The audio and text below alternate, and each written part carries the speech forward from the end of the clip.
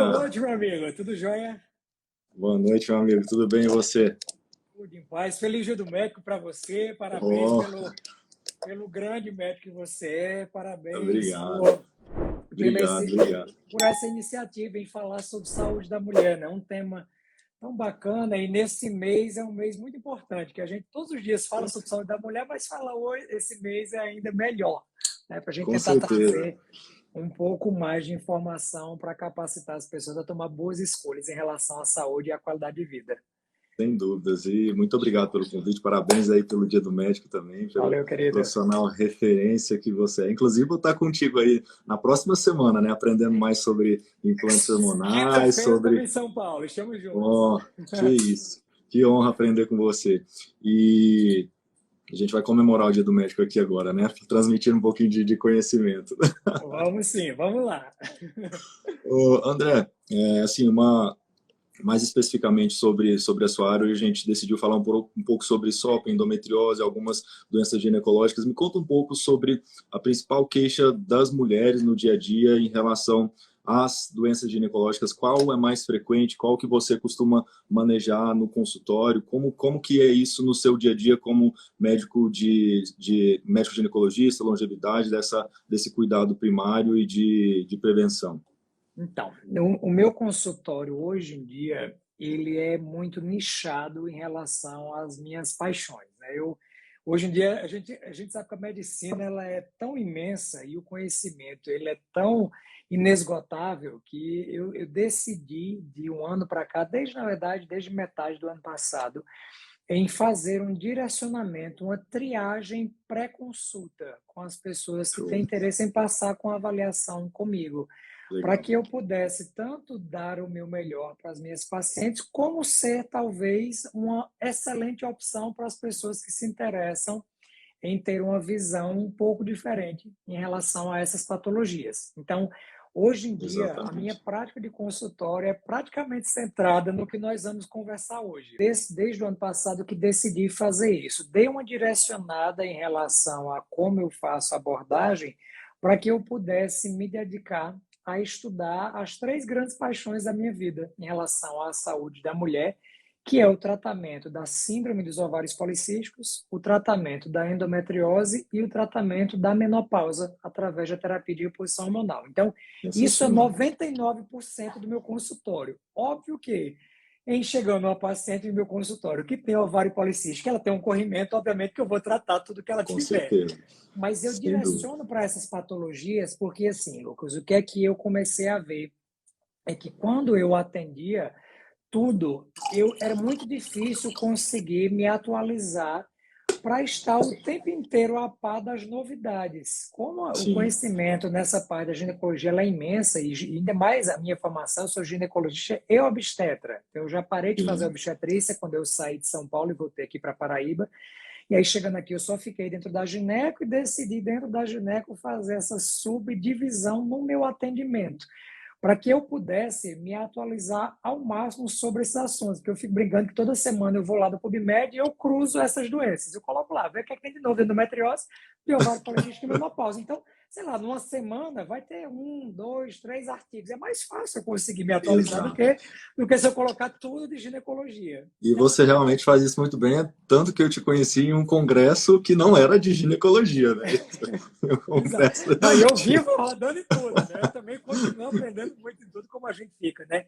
Eu sempre digo, Exatamente. quando a gente fala em saúde da mulher, a primeira coisa que eu digo a todo aluno, enfim, todo aluno dos meus cursos, eu sou professor aqui da universidade, aos alunos de medicina, eu sempre digo que a gente não pode encarar a mulher como um par de mamas, um par de ovários e um útero. Porque a mulher ela tem cérebro, Exato. ela tem emoções, ela tem ambições, ela tem um objetivo de ganhar massa muscular, ela tem um objetivo de emagrecer.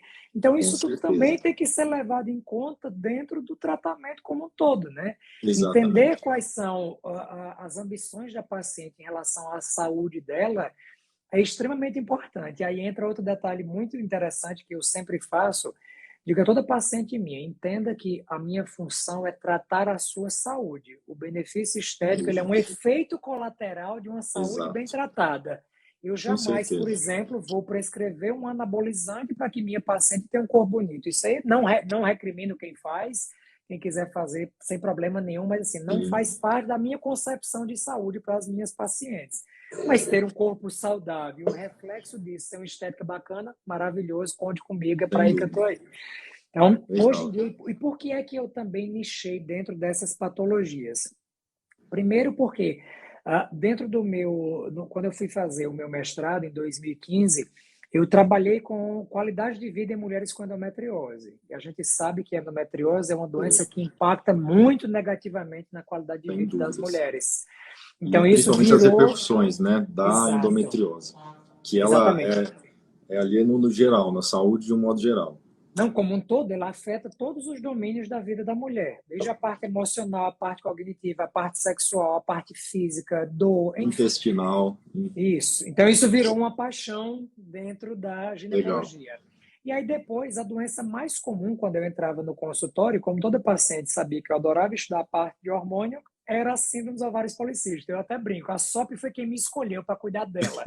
Então, isso terminou virando outra paixão. E o Sim, meu sim. outro momento é exatamente a parte de reprodução, de reposição hormonal, porque eu acho que nesse cenário é o momento que a gente mais consegue impactar de forma positiva a vida de uma mulher. Eu sempre brinco, que você vai escutar o começo da minha aula essa semana, eu sempre digo que assim, a mulher que está nessa transição do climatério para a menopausa é aquela mulher que já atingiu o pico profissional, então ela está muito bem estabilizada do ponto de vista profissional. Os seus filhos, na grande maioria das vezes, já estão saindo de casa, os netos estão chegando. Essa mulher do século XXI, ela se sente extremamente jovem, ela tem uma expectativa de vida Sim. extremamente longa e a menopausa, a idade média da menopausa da mulher brasileira é entre 48 e 50 anos. Então, imaginando que a expectativa de vida está beirando 90, 92, a mulher vai passar metade da vida dela em declínio hormonal severo.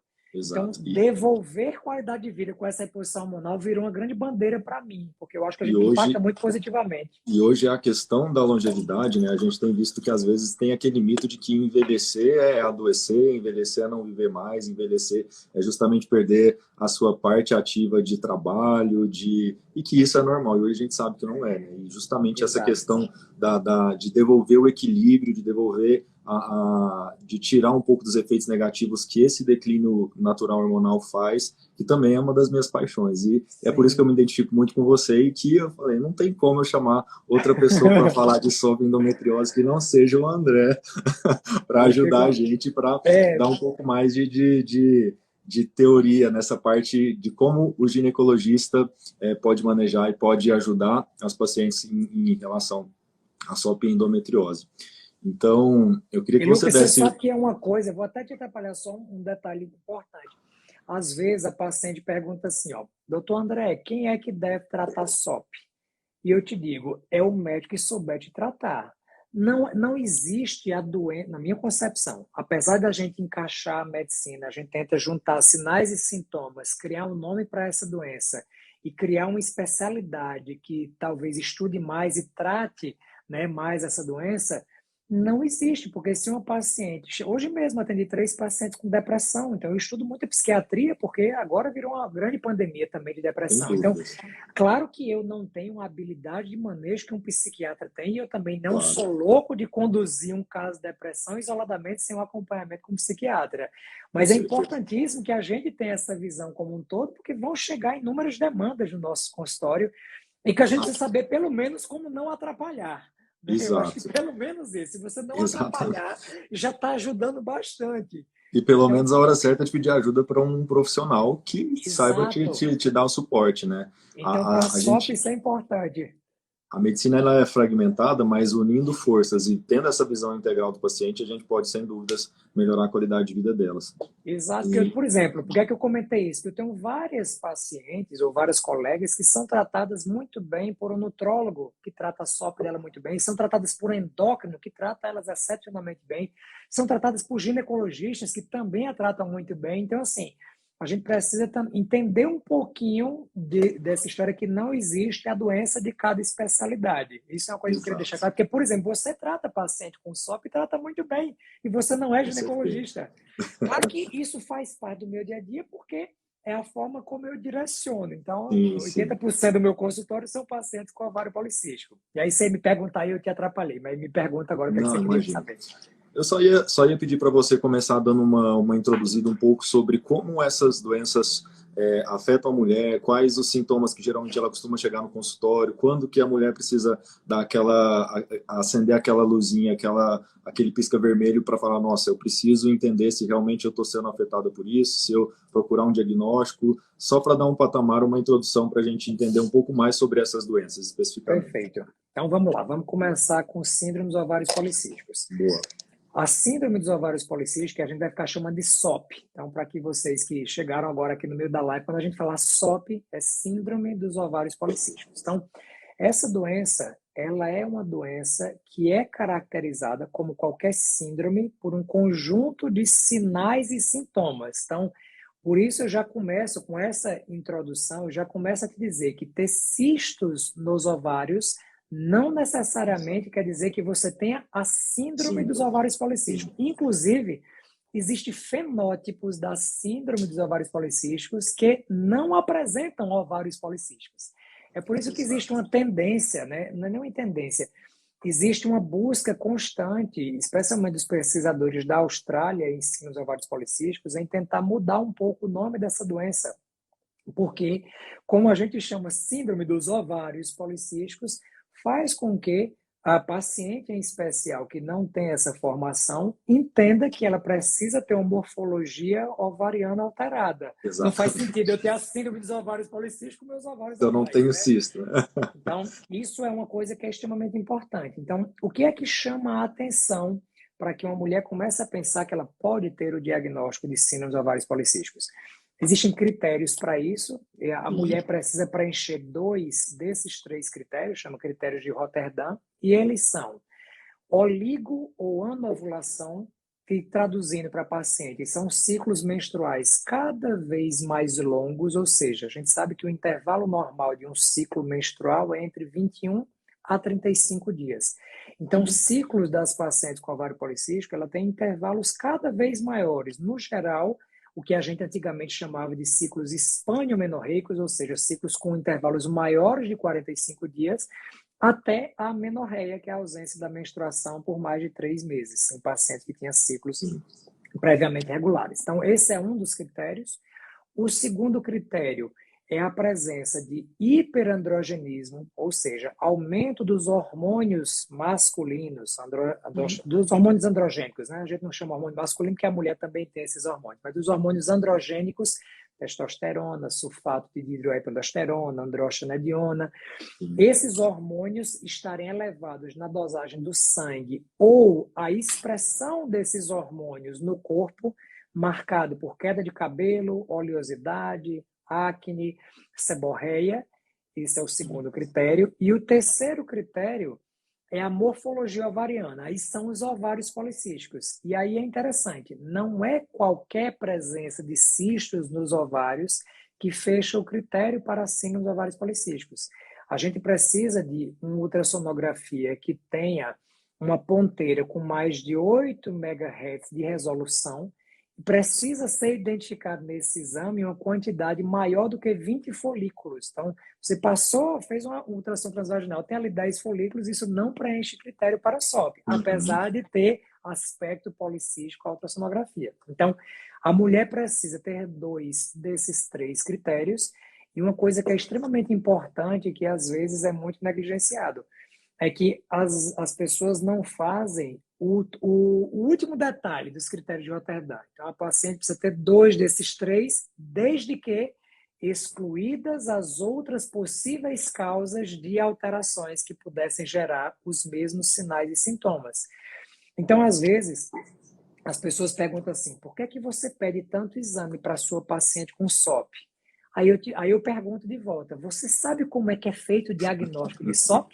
Ele é um diagnóstico de exclusão. Então, você Exato. exclui hiperplasia adrenal congênita, síndrome de Cushing, tumores de adrenal que podem gerar hiperandrogenismo idiopático, hipotireoidismo, hiperprolactinemia que pode gerar anovulação, hipertireoidismo. Ah, não. Então, você não fez o diagnóstico com a RedSOP. Eu te digo isso porque, como o meu consultório Entendeu é por que muito que eu peço nichado, esses exames? entendeu o motivo? É por isso. Então, eu sempre digo, porque assim, como meu consultório é muito nichado para isso é meu dia a dia. Então, eu já sei o que esperar de cada um desses exames, a gente já fica ali na expectativa, Sim, né? sim. E só para teres ideia, esse ano eu consegui trocar o diagnóstico de 10 pacientes que tinham hiperplasia adrenal congênita que estavam sendo tratadas com síndromes ovários policísticos, porque eu pedi a Nossa, dosagem de 17 hidroxiprogesterona que nunca tinha sido pedido nessas pacientes. Então, 10 isso é uma pacientes. coisa Isso é, extremamente importante, porque as sim, pessoas, às vezes, assim, ó, tem muita coisa que tem cara de SOP, tem jeito de SOP, mas que não é SOP. exato. Então, isso é muito interessante. E como a SOP é uma doença extremamente prevalente e incidente, né, o número de casos aumenta muito, porque o estilo de vida que a gente vai já puxar esse gatilho, ele tem Uhum. mudado muito, as pessoas cada vez mais estão sendo mais sedentárias, as pessoas cada vez mais têm comido alimentos embutidos, enlatados, industrializados, que alteram, o que acabaram de perguntar aí, a resistência Exato. à insulina, que é um grande gatilho para síndromes ovários policísticos.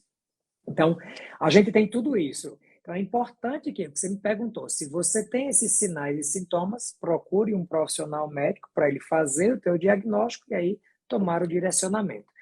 E aí, do outro lado, a gente tem a endometriose. A endometriose é uma doença hormonal, hormônio dependente, mais especificamente estrogênio dependente, e é uma doença inflamatória. Então, isso é muito interessante, viu, Lucas? Eu estou terminando de lançar, em janeiro eu lanço um curso só de endometriose.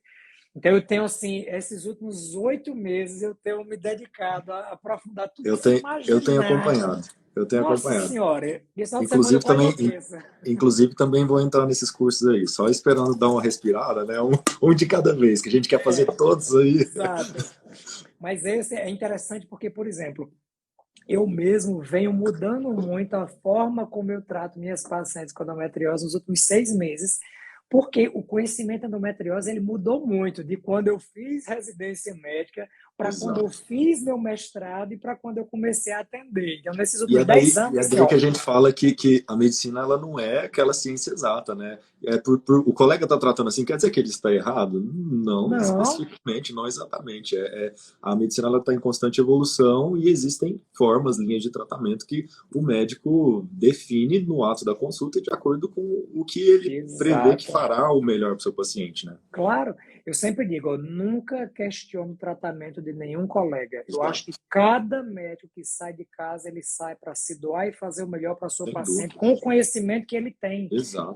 E tá tudo certo, viu? Então, Com certeza. nunca fiquem vocês, pacientes que estiverem assistindo, achando, que meu médico não é bom. Isso não existe. Todo profissional está dando o melhor para ti. Existem Exato. formas de pensar diferentes que não são excludentes. Então, às vezes o que eu faço quando chega uma colega que está dentro de um tratamento com outro profissional, primeiro, eu nunca mudo o tratamento da pessoa. Eu acho que é um desrespeito com aquele colega. Sim. Mas eu mostro para a paciente uma outra forma que às vezes é complementar, às vezes ela é adicional, às vezes ela é uma subtração e a gente vai fazendo ajustes desde que a Exato. paciente entenda o que é melhor e está tudo certo. Então, a endometriose, ela é uma doença hormônio dependente e inflamatória, genética, epigenética, com gatilho intestinal e um gatilho ligado ao estilo de vida. Então, olha que complexidade, né? Isso, quando a gente lê a definição, é só assim: endometriose é caracterizada pela presença de tecido endometrial fora do útero, uma doença estrogênio dependente, mas vai muito além disso. Simples, né?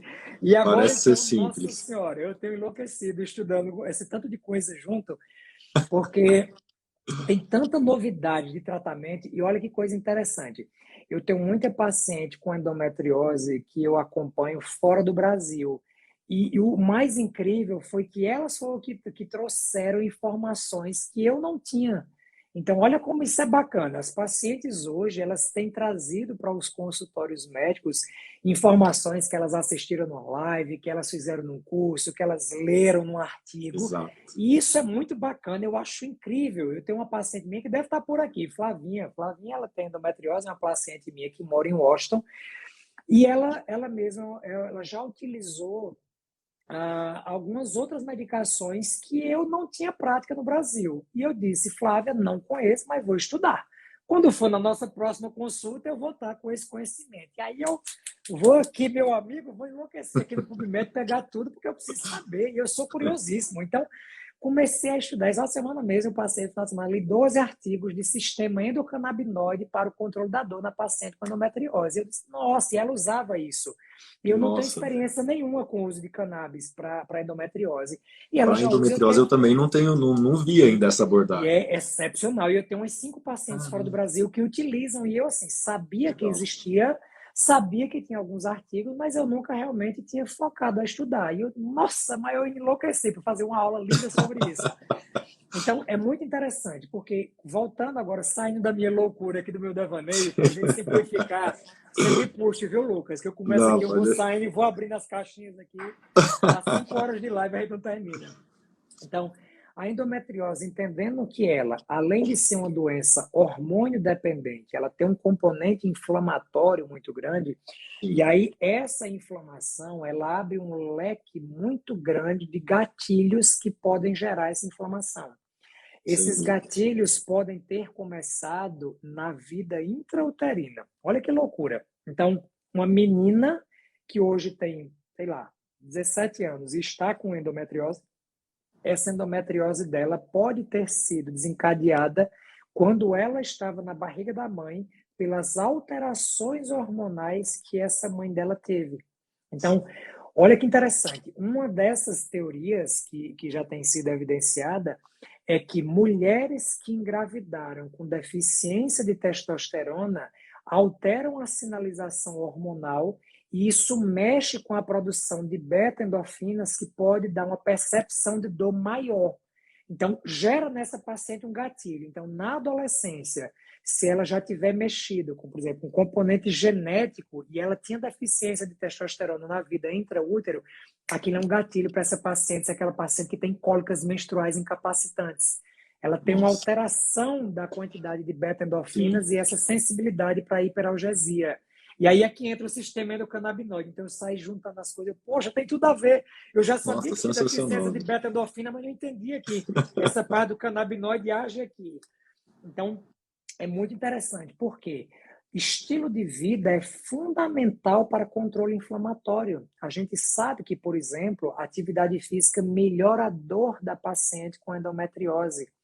E aí, por quê? Porque quando você faz atividade física, você tem uma tendência a aumentar a produção de testosterona também na musculatura, você produz um aumento de beta-endorfina que gera uma sensibilidade menor à dor. Então, isso era uma coisa que a gente dizia para a paciente, olha, faz atividade física que vai melhorar a sua cólica. A paciente dizia, eu não consigo fazer porque eu tenho cólica. E a gente ficava na briga, faz que vai melhorar.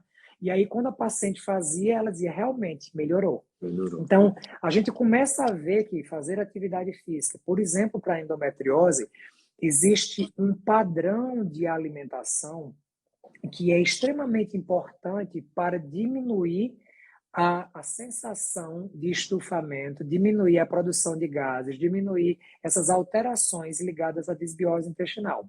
É um acrônimo americano que chama FODMAP, né, ou Low FODMAP Diet. O FODMAP, Exato.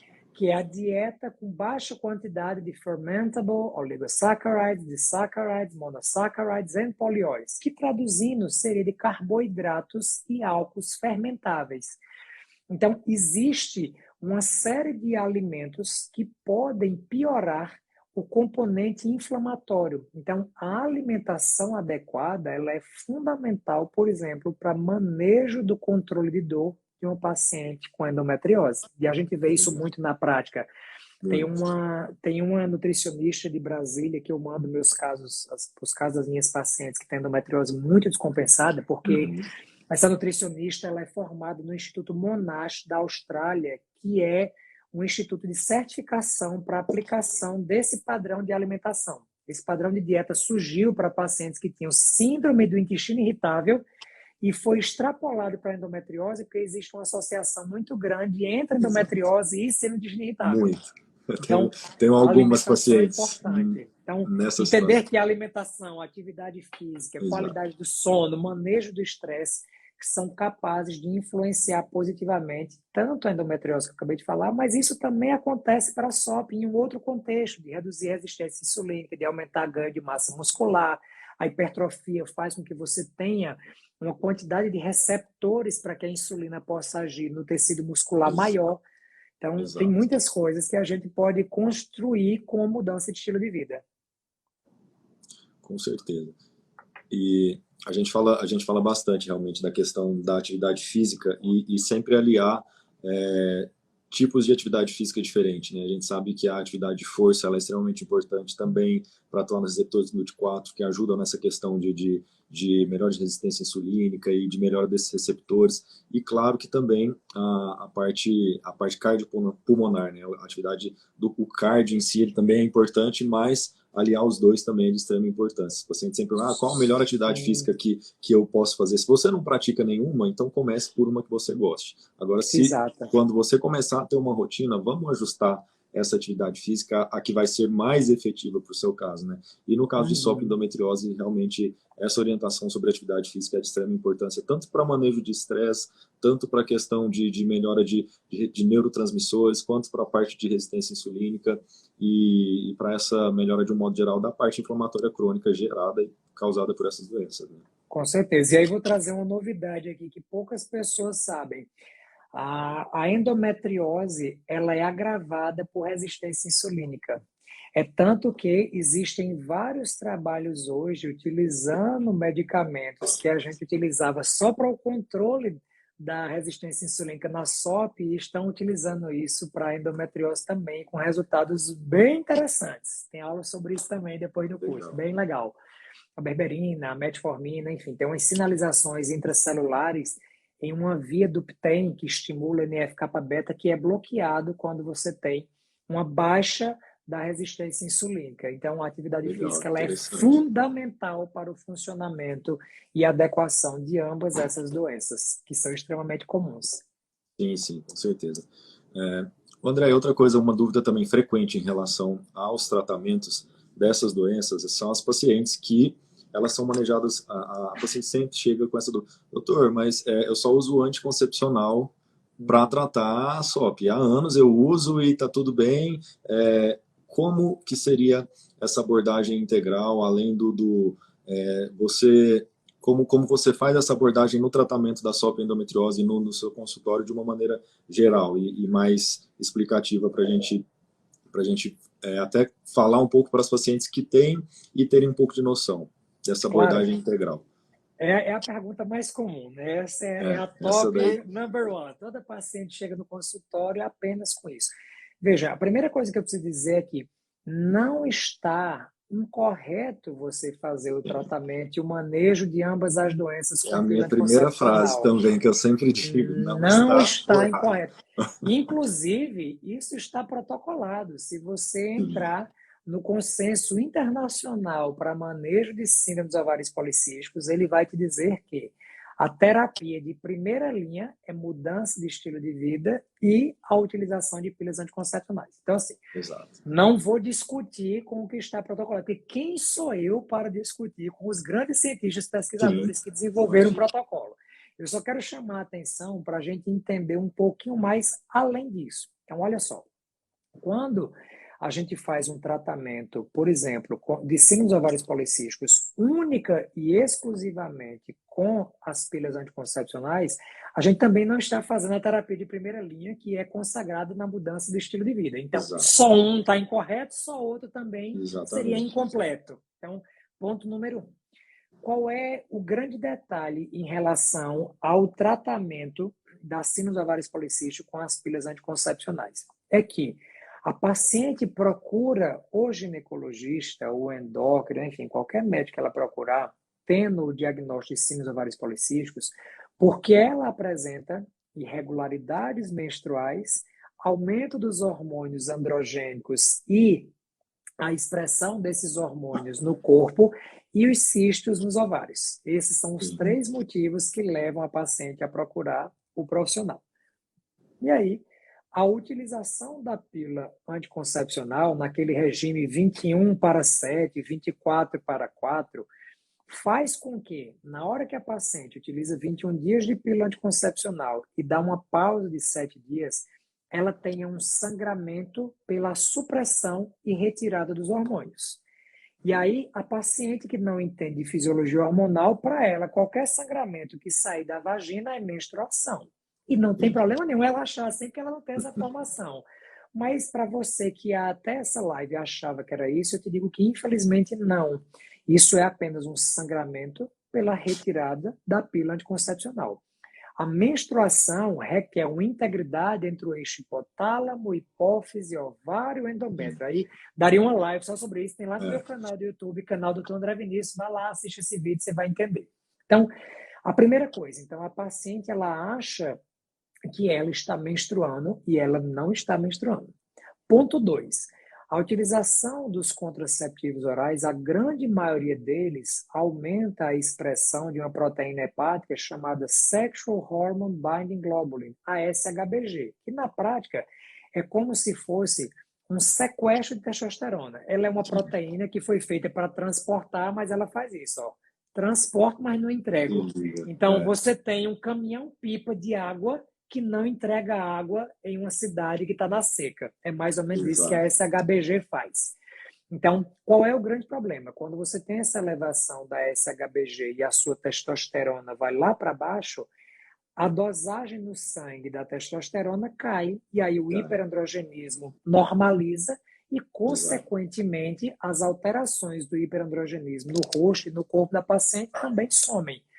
Então, isso gera na paciente a impressão de que, perfeito, estou tratada, não tenho mais oleosidade, não tenho mais acne, o cabelo parou de cair. E a terceira situação é que, quando ela repete o exame dela de ultrassonografia, os cistos sumiram. Por quê? Os cistos nos ovários nada mais são do que o reflexo da resistência insulínica dentro do folículo, gerando hiperandrogenismo.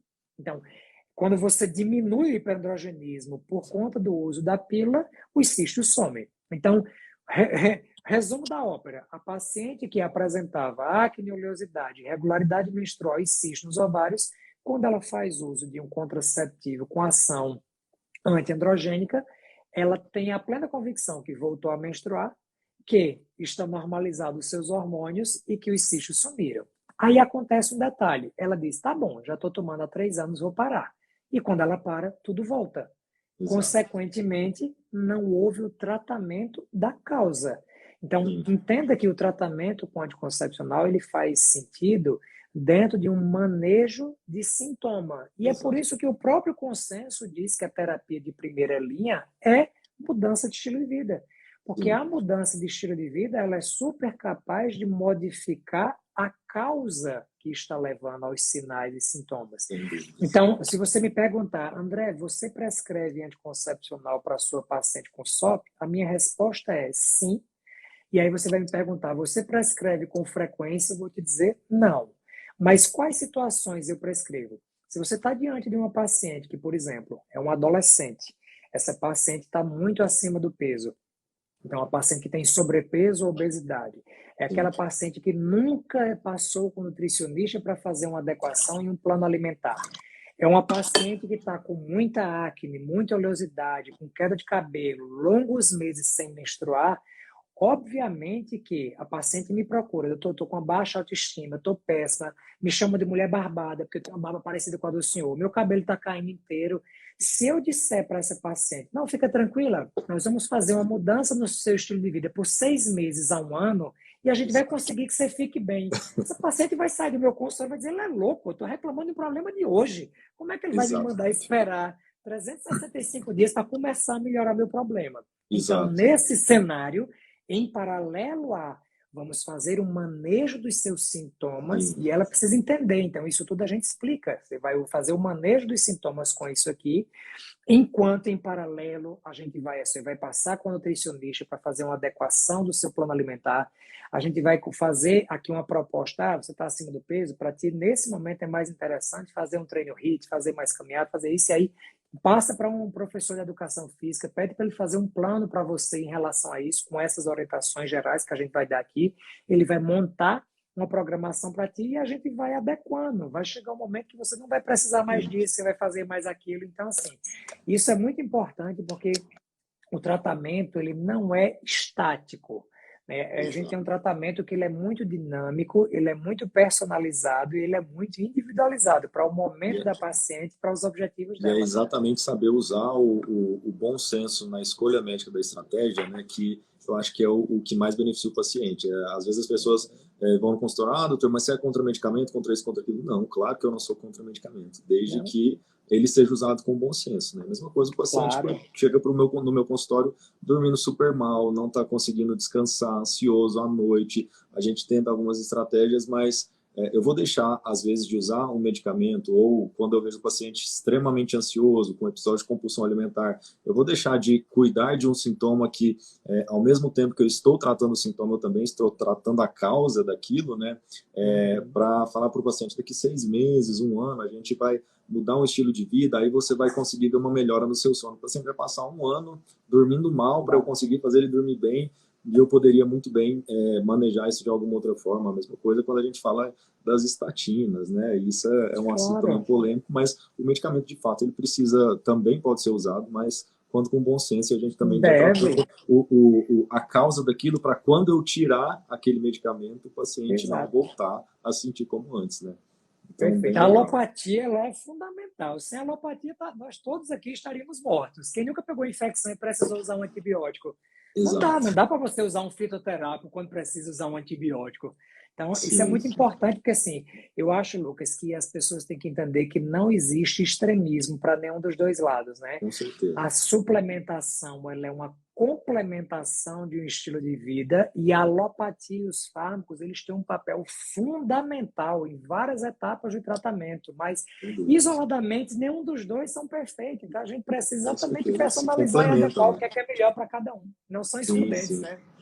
E, André, em relação a outras estratégias, fora essa que a gente começou a falar um pouco sobre estilo de vida, o anticoncepcional, qual outras estratégias que a gente pode abrir mão no tratamento dessas doenças? A gente viu aqui muita gente perguntando sobre DIU, sobre implantes. Quais são as opções que a gente também tem hoje que a gente pode beneficiar as pacientes em tratamento? Então, por exemplo, se a gente for falar de síndromes ovários policísticos, a gente tem uma série de substâncias, claro, em complementação a isso que a gente já comentou, mas que agem na causa. O grande gatilho para tudo isso é exatamente a resistência insulínica. É muito difícil você pegar uma paciente que tenha síndrome ovários policísticos e que não tenha resistência insulínica. Aí até atendi uma paciente hoje de manhã, pergunta muito interessante. O paciente tem uma insulina muito baixa, basal muito baixa no jejum. E aí existem vários detalhes. A paciente ela pode ter uma resistência insulínica que, quando a gente faz uma dosagem de jejum no sangue, isso não é evidenciada. Existem alterações, às vezes, no receptor beta intracelular de insulina. E isso é muito difícil de você conseguir pegar. Às vezes a paciente tem uma alteração na sinalização da cascata intracelular, na fosfatidil-inositol 3-quinase, na AKT, na expressão de GLUT4. Então, assim, é muito importante que, de modo geral, a gente consiga fazer estratégias para manter a insulina dessa paciente dentro do normal. Um detalhe muito interessante, no caso dessa paciente que atendi hoje, às vezes a gente olha para os exames laboratoriais e não sabe interpretá-los. Tem muita gente que olha um exame assim e olha o número e não consegue interpretar além do que aquele número representa. Essa paciente, por exemplo, tinha uma insulina do jejum relativamente baixa, mas ela tinha uma glicemia de 65 no jejum. Então, é muito interessante, porque antes da paciente desenvolver uma hiperglicemia, Muitas vezes, em decorrência da hiperinsulinemia pós-prandial, essa paciente vai com a glicemia lá para baixo. Então, é um sinal. E às vezes o paciente olha, por exemplo, é muito comum, não sei se você pega em seu consultório, mas chega uma paciente obesa com a glicemia que você esperava tá, em 180, 200, Sim, e ela tem uma glicemia com de certeza. 50, de 62. E aí as pessoas olham o número e dizem, tá ótimo, sua glicemia está muito boa, está Excelente. em 60. O E eu paciente digo, obeso não, não minha tem querida. resistência insulínica. Então, assim, é muito interessante como as pessoas não conseguem ver além dos números, né? A gente pega Uhum. várias pessoas que olham o número. Então, dentro da suplementação, até foi comentado aqui, acho que alguma paciente ou nutricionista, alguma colega comentou aqui, mas o myo-inositol, ele é excepcional Sem porque dúvidas. existe uma enzima intracelular, que é a fosfatidil-inositol 3-quinase, que é uma etapa limitante dessa sinalização para que o GLUT4 permita a entrada da glicose dentro da célula, que a gente precisa dessa sinalização. E aí, as pacientes com síndrome ovários policísticos, elas têm uma perda urinária de inositol muito elevada. Tem vários trabalhos científicos. Eu tenho algumas pacientes que moram em Orlando com ovário policístico e eu peço, né, nos Estados Unidos, eles dosam inositol urinário. E inositol urinário você vê que dá 600 na urina de 24 horas. Está super alta a perda. Então, a reposição com o dequirinositol e o minoxidil, ela tem uma ação muito interessante. O dequiro tem uma ação na expressão da aromatase que é muito boa. Tem uma medicação nova aqui no Brasil que chama Sop Fertility. Essa medicação é exatamente uma associação entre myo-inositol e dequirinositol na proporção 40:1, que é exatamente a Não proporção mais conheci essa. indicada. Legal. Bem interessante, porque a gente precisa dessa proporção. Ou você usa o myo-inositol isolado, ou você associa com o dequiro nessa proporção 40:1. Se você alterar essa proporção, você altera a expressão da aromatase e aí é melhor não usar. Sim. Né? Porque tem gente que vai de orelhada, pega lá e vai colocando. Não, cada medicamento, cada fitohidrato tem uma ação interessante.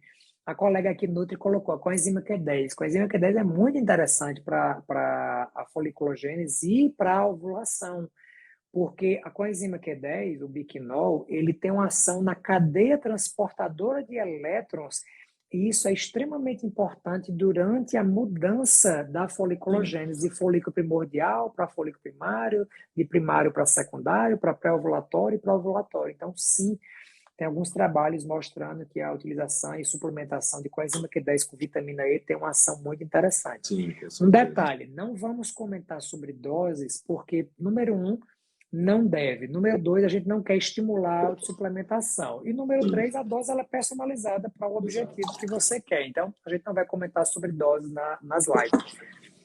Outra coisa, a metformina. Metformina consagradamente é uma medicação, uma biguanida, né, que é um fitoterápico medicamentoso, uma biguanida importantíssima e que tem assim muita evidência científica para o manejo da resistência insulínica e para a síndrome dos ovários policísticos. Sim, muito interessante. Ele melhora a Sim, com sensibilização certeza. da resistência insulínica e uma coisa muito interessante que tem acontecido, Lucas. Muitas pessoas estão começando a prescrever metformina pela via transdérmica. E aí, assim, um detalhe muito importante.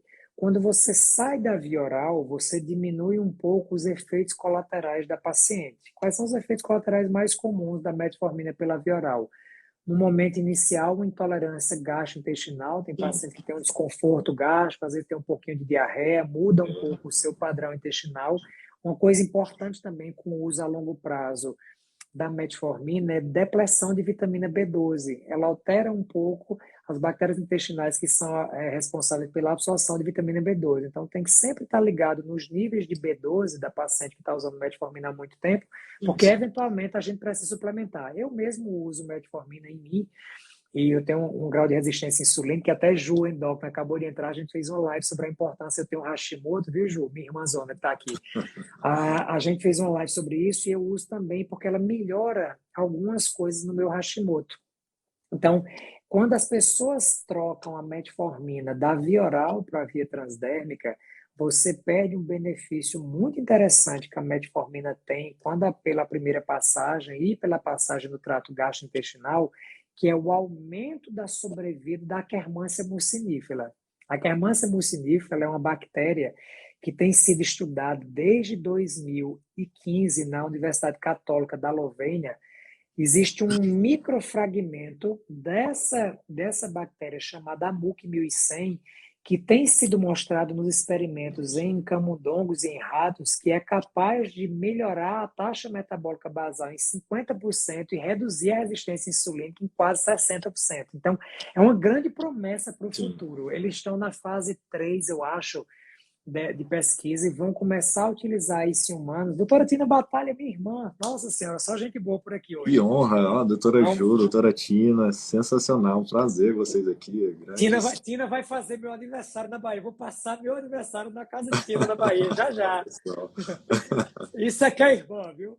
Então, Ah, com isso é muito certeza. interessante, porque, cara, a gente às vezes faz essas trocas, porque a paciente diz, eu estou realmente incomodada com a diarreia que estou tendo nesse primeiro momento, e a gente priva ela de um benefício adicional que é importantíssimo. Então, a passagem é muito mais interessante a gente tentar manejar essa parte transitória de alteração da Isso, sem microbiota dúvida. intestinal, mas manter a metformina pela via oral, porque ela tem esse benefício a curto e médio prazo que é muito interessante. Claro, claro. E falando um pouco também, André, sobre a parte da nutrologia do estilo de vida, geralmente como eu costumo dar um suporte para essas minhas pacientes também no tratamento dessas doenças. Eu costumo falar do básico, que é aquele da parte alimentar. Na alimentação a gente costuma abrir mão. Primeiro, as food maps é uma dieta, uma estratégia extremamente interessante, a low carb, né? Nesse sentido de melhorar a parte alimentar, de diminuir carboidratos simples, ir para os complexos, né? Além de na parte alimentar e de desbiose intestinal, costumo ajudar bem os pacientes. Elas têm esse desequilíbrio maior, principalmente pela inflamação crônica, pela parte de resistência insulínica, esse déficit de absorção, essa desbiose, esse desequilíbrio de microbioma intestinal, né? Então dá esse suporte para o intestino é a base, né? Ele piora tanto a parte imunidade, piora a questão de enxaqueca, piora a questão de ansiedade, piora. Então, unir a alimentação com o manejo, com essa modulação da desbiose intestinal de extrema importância, né? A parte de atividade física, você citou, por exemplo, aí o HIIT, eu sempre gosto muito de orientar meus pacientes no treino de força e resistência associado ao HIIT, é uma estratégia também excelente aliada a essa parte alimentar. O sono, sem dúvidas, manejar as questões de sono, de descanso adequado. O sono também é um dos principais responsáveis para melhora de resistência insulínica, né? A gente sabe que o paciente com um sono ruim, com uma qualidade ruim de sono, ele altera os hormônios da saciedade, ele piora a resistência insulínica, dentre uma série de outros fatores hormonais e também ligados à melatonina, que é um antioxidante extremamente potente e importante aí para ajudar as pacientes nesse sentido. Falando bem resumidamente, a questão de manejar o estresse e a ansiedade, sempre também peço suporte quando eu acho que, olha, isso que eu acho que é legal, entrar em contato com um profissional, a parte de acupuntura, terapia, meditação, como ajuda as pacientes a mindfulness, yoga. Exatamente. Então, isso também é um suporte, uma visão que dá todo esse cuidado integral para os pacientes, no sentido de melhorar esses sintomas, principalmente, né? E a própria alimentação já é uma forma de manejo de estresse e ansiedade, que a gente sabe, a melhora da desbiose, aumenta a produção de serotonina, melhora a produção de neurotransmissores ligado à saúde mental, evitar açúcar, esses doces que vão aumentar a ansiedade, fazer hipoglicemias reativas, aumentar a pico de insulina, né? E, consequentemente, piorar todos os sintomas trazidos pelas doenças. Atividade física, outra forma de manejar estresse. Então, todo esse básico que a gente fala do estilo de vida, ele já são formas de manejar estresse e ansiedade. E, é claro, também abrir mão dessas outras estratégias. Que eu falo sempre também da parte básica é o equilíbrio metabólico, equilíbrio hormonal, a parte de ajustar as vitaminas que estão em déficit, a parte entender o porquê de tal déficit hormonal, de tal déficit de vitamina, de tal qual mineral que pode ser importante, esses próprios suplementos que a gente vê, cada um especificamente que vai trazer uma melhora na parte inflamatória de antioxidação da paciente, coenzima excelente, alguns ativos que a gente tem e sabe que vão ajudar o paciente na melhora desse quadro clínico, né? Sim, é bem isso, né? A gente tem, entre outros, o ômega 3, excelente para SOP endometriose, a vitamina D, excelente para SOP endometriose, progesterona, excelente para SOP endometriose. Então, assim, tem uma infinidade, né? E é por isso que às vezes pergunto, doutor, mas eu tirei 15 tubos de sangue, meu Deus, eu nunca fiz tanto exame. Então, deixa eu te explicar, eu não vou tratar a sua doença, eu vou tratar a sua saúde. Me dê essa oportunidade de tratar a sua saúde por completo, né? Então, Exato. e André, e um pouco mais também sobre, eu vi que os pacientes aqui comentaram sobre endometriose, vi algumas perguntas. Você viu alguma pergunta interessante aí que a gente pode Eu falar um eu pouquinho? eu estou tentando não olhar muito, porque senão eu saio do meu Senão a foco. gente Eu fico, desconcentra. doutora Graciela Morgado, aqui, minha grande amiga, que uma maravilhosa endometriose também está por aqui. Excelente. Olha, eu fico muito feliz, porque eu acho que, assim, Lucas, o nosso grande objetivo com tudo isso é, número um, ajudar mais colegas a Sim, entenderem, assim, a sem dúvida. buscarem conhecimento. Isso é maravilhoso, eu acho incrível. Assim, eu sou muito inquieto. Eu fico o tempo inteiro passando as lives, vou olhando as lives, um colega da assim, vou lá assistir, eu prestigio a live dos meus amigos o tempo inteiro. Com certeza. Eu acho que a gente tem que estar. Você vai ver que eu sempre digo, apesar de eu me encontrar professor, mas eu sou o eterno aluno, e eu sou sagaz por conhecimento. Eu sou, assim, o dia que eu não aprendo nada, eu me sinto inútil. Terminou disso, aprendi o que eu nada, não valeu nada. Eu preciso ler qualquer coisa aqui, preciso aprender alguma coisa hoje. Não é possível que eu não vou aprender nada. Né? Um dia sem Sem aprender nada dúvida. é um dia perdido. Então, é muito interessante, porque eu adoro quando a gente faz essas lives, porque a gente consegue fazer essa troca de informação e passar conhecimento para as nossas pacientes. Eu acho que Leila é uma fofa. Eu quero pagar, selinho, eu quero Pix, meu amor. Você paga divulgando isso aqui para mais mulheres. O grande objetivo que a gente tem com isso aqui é compartilhar conhecimento, que esse conhecimento possa chegar para Sem dúvida. mais e mais mulheres. Esse é o maior pagamento que a gente pode ter, né? Acho que a gente faz medicina para ajudar os Com outros. E é muito certeza. bom. Acho que essa ferramenta aqui de rede social, ela nos Nossa. permitiu contribuir muito com pessoas que às vezes não vai chegar nunca no nosso consultório. E isso deixa a gente muito mais feliz que qualquer pagamento por Sem Pix. dúvidas, sem dúvidas. André, me fala só mais uma coisa aqui, para a gente já está quase em 1 hora de live. Pelo amor Pra, de Deus, vamos embora dormir. só para finalizar, eu vou ter uma live que vai falar, que a gente vai falar sobre menopausa, também sobre terapia de reposição hormonal, mas Legal. fala um pouquinho dessa sua outra queridinha aí, que Ah, você aí você quer quantas horas dessa aula? dá uma pincelada aí para elas ficarem, para elas verem a live da semana que vem, que a gente vai falar sobre É, terapia de reposição hormonal. então, isso é muito interessante. Eu sempre falo muito, porque é uma paixão. Vou só deixar aqui mais uma vez. Eu tenho várias lives e eu vou puxar essa live. Eu vi que Mi, que é da minha equipe de marketing, está aqui assistindo. Pega essa live e joga lá no meu canal do YouTube também, que eu gosto de deixar todas as minhas lives no meu Inclusive, canal. o pessoal que está aqui e vai lá no canal do André. O André deixa Tem dicas muita coisa sensacionais bacana. no canal, no Instagram dele. Todo dia eu acompanho ali fielmente as dúvidas Eu que eu vejo, aprendo. a gente fica o tempo inteiro.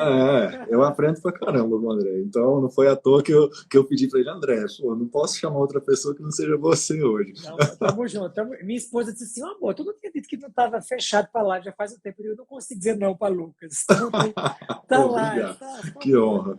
Mas olha, uma das coisas mais interessantes, semana passada eu fiz uma live muito interessante com a doutora Marina. Marina até entrou aqui, não sei se ela ainda está aqui. Mari é uma mastologista e a gente comentou exatamente sobre isso. Assim, existem muitos erros de concepção em relação à terapia hormonal, porque as pessoas colocam os hormônios dentro de um saco só. Então, hormônios sintéticos, ele é encarado como hormônio semelhante àquilo que ela Exato. produz.